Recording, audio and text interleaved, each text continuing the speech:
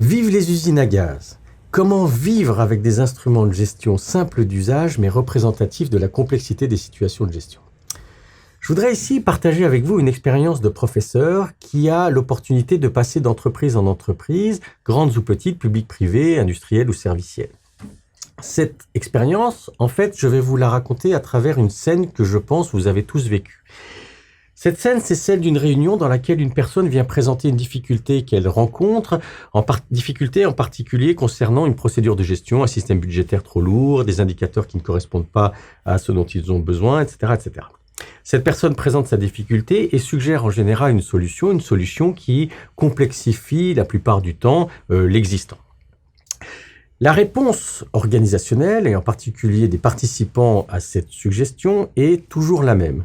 Vous avez une personne, souvent le manager, la personne qui pilote la réunion, qui a d'abord une réaction corporelle de retrait, c'est-à-dire que la personne fait ouf. Cette réaction est appuyée par une phrase que vous allez retrouver dans toutes les organisations qui est ouf, ça va être une usine à gaz. Puis la personne enchaîne avec un deuxième moment dans le raisonnement qui est soyons pragmatiques. Là encore, le mot pragmatique va être retrouvé dans la plupart des organisations. Et ensuite, cette personne conclut sur l'idée de dire « soyons simples » et cette simplicité en général se traduit par trois modalités, soit de reprendre l'existant et de le modifier à la marge, soit de copier sur des pairs internes ou externes à travers le benchmark, soit éventuellement de prendre une solution standard existant sur le marché. Cette simplicité fait bien sûr courir le risque de rater la complexité de la situation et de proposer une solution pas complètement adaptée aux besoins de fonctionnalité suggérés, en tout cas demandés par la personne qui avait soulevé la difficulté. Alors, je voudrais partager quelques commentaires sur ce syllogisme de la simplicité, donc ce raisonnement en trois moments. 1, l'usine à gaz. 2, le pragmatisme. 3, la simplicité. Le premier point sur lequel j'aimerais attirer votre attention, c'est que ce syllogisme est partagé dans toutes les organisations. Donc ça traduit un état d'esprit qui semble être commun à tous les managers. Le deuxième point, c'est que ce syllogisme met en lumière le fait que la valeur de la simplicité est en tout cas souvent priorisée par rapport aux valeurs de représentation de la complexité, d'utilité, etc., etc. Donc les managers cherchent la simplicité quasiment comme la première des sources de valeur pour leur métier au quotidien.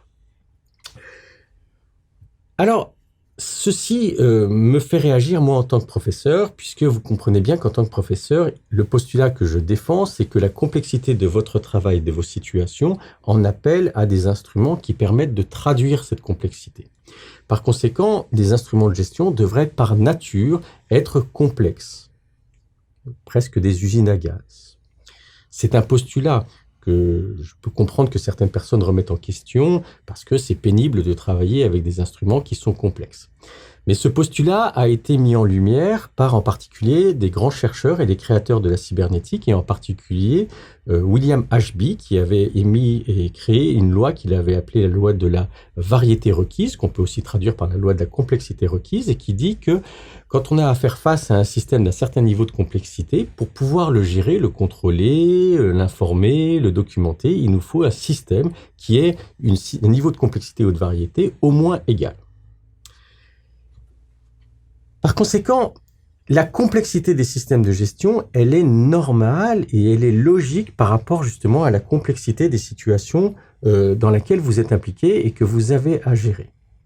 Ça ne veut pas pour autant dire, bien sûr, qu'on va chercher à complexifier les instruments de gestion simplement pour les complexifier. Simplement, ça veut dire qu'il va falloir qu'on essaie de tenir ensemble la complexité requise par le fait que vos métiers sont compliqués et la simplicité d'usage de ces instruments qui ne doivent pas non plus vous polluer la vie et vous prendre monstrueusement de temps. Le point sur lequel je voudrais insister, c'est de dire que malgré cette hypothèse de la complexité requise, on voit bien par le syllogisme que les managers vont toujours chercher toujours plus de simplification. Alors pourquoi cela? Je voudrais vous proposer 3 explications.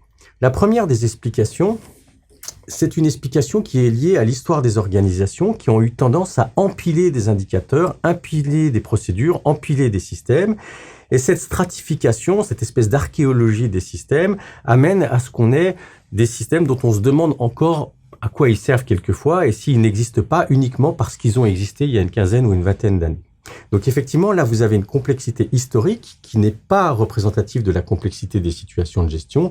Et là, effectivement, on peut comprendre que les managers voudraient simplifier ces outils-là. J'attire simplement votre attention que quand vous essayez pour essayer de faire face à ça, d'enlever des indicateurs à des managers qui pourtant protestent contre cette complexité, on a l'impression qu'on leur arrache un ongle quand on fait ça. Le deuxième point sur lequel qui peut expliquer ce besoin de simplification, c'est aussi lié au fait que la conception des instruments de gestion et leur paramétrage en particulier a souvent été fait mal, trop vite ou il y a longtemps pour des situations qui ne correspondent plus au travail sur lequel vous êtes mobilisé. Par conséquent, ces instruments sont trop complexes et leur complexité est effectivement critiquable, mais parce que leur conception originelle n'était pas satisfaisante. Et le troisième point qui, me semble-t-il, est assez intéressant aussi et qui peut expliquer pourquoi il y a une demande de simplification, c'est une explication plus psychosociologique qui est liée au fait que les managers essayent de passer le moins de temps possible dans les activités de reporting, de pilotage, d'analyse de chiffres, etc.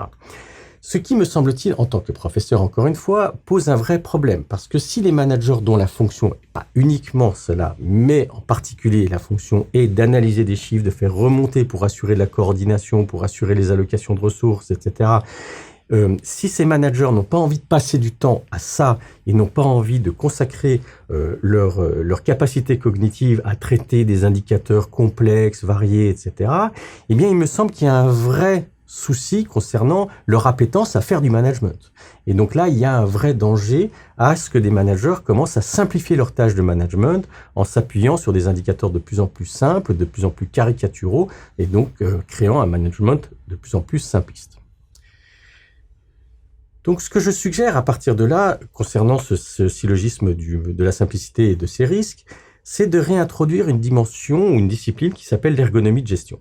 C'est-à-dire introduire une démarche qui va dire qu'il faut absolument reconnaître l'idée de dire que le travail de manager est un travail compliqué, dans lequel vous avez beaucoup de demandes et que pour conséquent, il faut qu'on essaye d'optimiser les outils pour que ça vous prenne pas le plus de temps possible. Mais parallèlement, il faut reconnaître la complexité de vos tâches et par conséquent, il ne faut pas les simplifier, les caricaturer dans ces instruments. Le propos de l'ergonomie, ça va justement de tenir ces deux dimensions. D'une part, la représentation de la complexité de vos tâches, et d'autre part, l'idée de dire qu'il faut essayer de rendre ça le plus, en tout cas, mobilisable, utilisable possible. Il me semble donc qu'il est temps de réintroduire cette dimension d'ergonomie pour pouvoir, en fait, et c'est le paradoxe que je souhaite défendre ici, construire des vraies usines à gaz, mais des usines à gaz dans lesquelles il ferait bon travailler. Encore une fois, c'est pour cela que je souhaite défendre ici les usines à gaz.